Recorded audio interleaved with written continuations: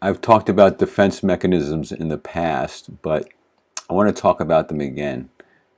And they particularly apply when couples are fighting with each other, when relationships are right at a bad spot, and people are fighting and disagreeing and judging harshly each other.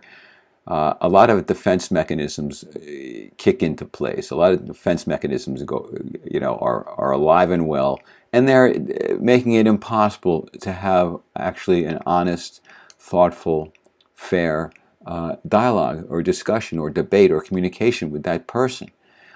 Defense mechanisms are very powerful because basically we don't know that we're using them. They're called ego defense mechanisms, and they operate on an unconscious level. And so when we're engaged in behaving, in indulging defense mechanisms, we have no idea that we're doing it.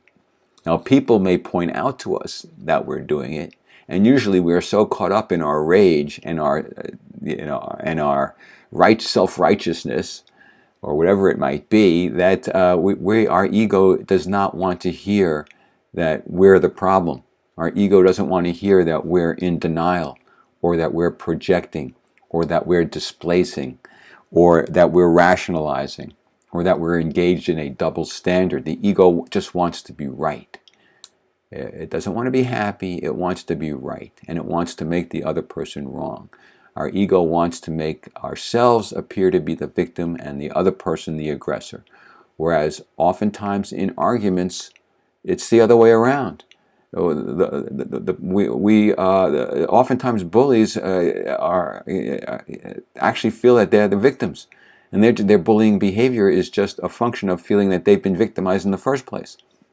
So let me just kind of run these down a little bit so you understand what these mechanisms are. Denial is really a pretty obvious one, doesn't need a whole lot of explanation. It's when someone drinks like a fish every night. They come home and have 12 beers, and they tell you that they don't have a drinking problem. That's denial. Yeah. When they're actually missing days at work because they're drinking and they're hungover and they can't go to work, or their health becomes worse, or perhaps they get fired. I don't have a drinking problem. It's bad luck. It's other people's fault. It's not my fault. People are against me. People don't like me. I didn't do anything. This is very common in alcoholics and drug addicts to be in denial about their problem and to be in denial about whose fault it is. Oftentimes they feel they are the victim and everyone else is the problem, that they're not doing anything wrong, other people are responsible. Oftentimes they see no reason to apologize about anything, or take ownership or responsibility for anything, because they feel everything's being done to them, that they're misunderstood. That's denial. But denial can come in many forms. It doesn't happen just in alcoholism or drug addiction. It can happen in any situation where somebody is telling you something you don't want to hear, or you don't want to believe about yourself. You don't want to own that. If someone says, you're a hypocrite, or you operate under double standards, you accuse people of doing things that you yourself do, they don't want to hear it. They're in denial about it. And then they go into a mode where they actually shoot the messenger, rather than address the issue because they're in denial about it, or maybe they recognize but don't want to deal with it. But the point is, they end up attacking the person rather than dealing with the message. And so it's you see it very commonly, by the way, in the political environment now. People who love Donald Trump.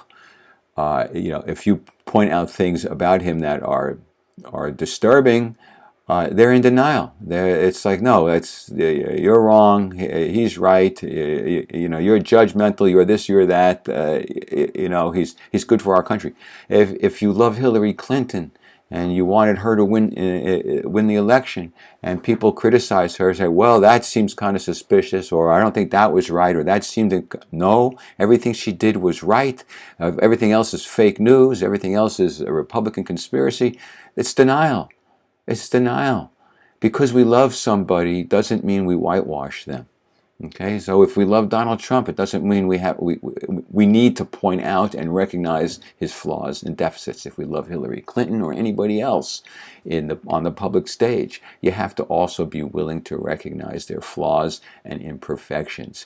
That's the only way, we're going to get out of this, national and global mess we're in. We can't whitewash people. It's not all or nothing. People aren't evil or angelic, and nothing in between.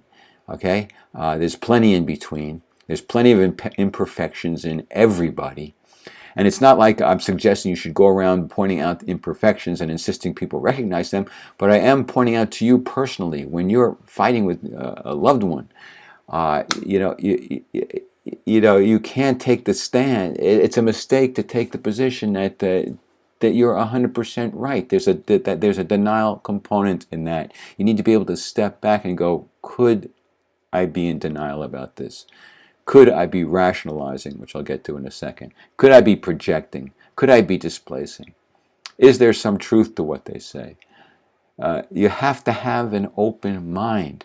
And an open mind in arguments and disagreements with your loved ones and with other people requires that you be willing to hold a mirror up to yourself and ask yourself honestly, could there be some truth in this? You have to be willing to look at your own flaws and imperfections. It's not only fair, it's just, it's truth, it's integrity, and it's the way to resolve conflict. You're never going to resolve conflict if I'm right and you're a jerk and there's nothing in between. Okay, so rationalizations are when you've done something wrong. Somebody points out that you've done something wrong, and but you have a way to explain it. Well, it's not. Yeah, I did it, but really, it's not my fault, or you shouldn't really blame me because A, B, C, or D. Oftentimes, it's one form of rationalization is, well, I wouldn't have done that if you hadn't been mean to me. I wouldn't have said that. I wouldn't have done that. I wouldn't have behaved that way.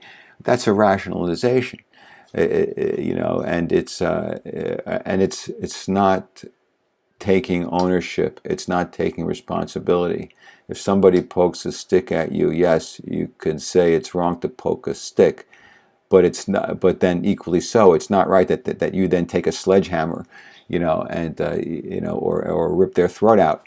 That is inappropriate. And the rationalization that they poked me with a stick, and so that's why I cut off their head. Obviously, this is an exaggerated example, but rationalizations happen all the time. A lot of rationalization occurs. What I often refer to as situational ethics, where somebody is overworked, stressed out at work, doesn't get paid very much, is abused by a hostile, toxic, narcissistic boss, perhaps, and so they feel very abused, and so they feel it's okay to steal paper clips or Xerox paper or envelopes or other stuff. It's all right because they're treating me like crap and they're not paying me what I deserve to get paid. That's a rationalization. You're rationalizing bad behavior. You're finding a way to make bad behavior acceptable in your mind, and that is a mistake. Displacement is where your toxic, hostile boss, treats you like crap, abuses you, shames you, embarrasses you, belittles you. You go home and you kick the dog, or you shove your kid aside, or you yell at your wife, or you start kicking the wall. This is a displacement because you're displacing. Your anger is at your boss. But you can't say to your boss, basically, hey, stop it.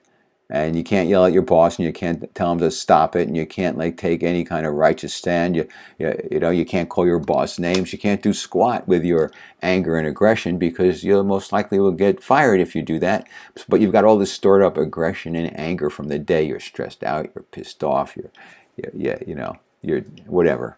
And then you go home and you discharge that negative energy on whoever's available.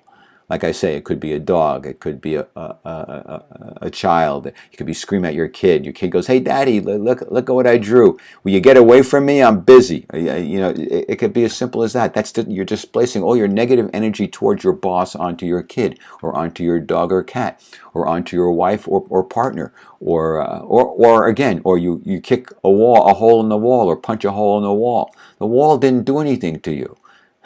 The wall is innocent. And certainly you can see there's collateral damage of not understanding the concept of displacement. The collateral damage is now you got to fix the wall. Now you've got to apologize to your family members. Maybe this will build up resentments in them that will really damage the relationship if you keep doing this. So you need to get a handle on displacement. If you're angry at your boss, or angry at somebody else, or someone has done something to you, you need to figure out how to process that and deal with that person, or accept the situation you're in, or decide you got to get another job. But you don't come home and attack other people, or you don't drive your car and suddenly someone cuts you up by accident, and suddenly you're in a road rage mode where you want to run them off the road. Okay, yeah. So displacement is very powerful and very destructive to relationships. Okay, you're attacking the wrong person. Okay, you're not addressing the real problem. Projection is basically when somebody does something and you basically label them something. You're this, you're that. And oftentimes what really is going on is we are doing it. This is us. It's actually something we are guilty of, but we project it onto other people so we can feel better about ourselves. We say, you're the liar, you're inconsiderate, you're unloving, you're the one who's selfish, you're the one who's self-entitled, you're the one who's grandiose, you're the one who's the bully. Not me. And so that is a projection where you, and I guess this sort of falls into the area of the double standard that I was talking about, the hypocrisy and double standard, where you accuse people of things that you yourself are guilty of.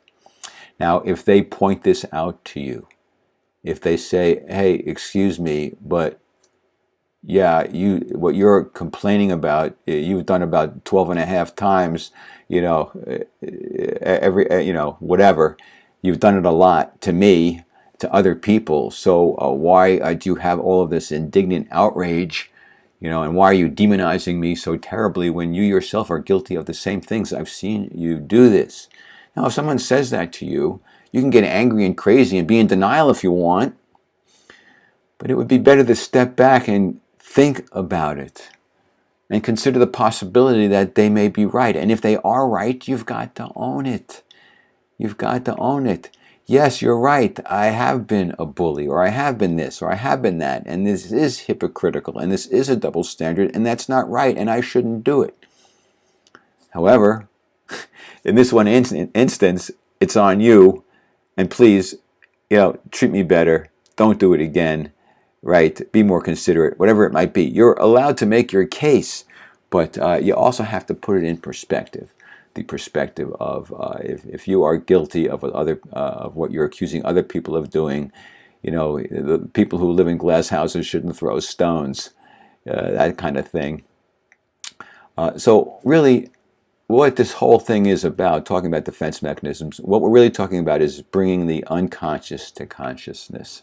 And this is often what therapy is all about. Talk therapy is often about helping people to bring their unconscious motives, desires, confusions, defenses to conscious awareness so that they can challenge them and neutralize them.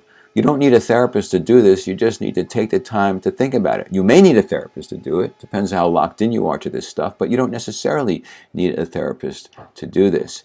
You could just take what I just told you in these few minutes and apply them in your life, and you will see very positive results in your relationships.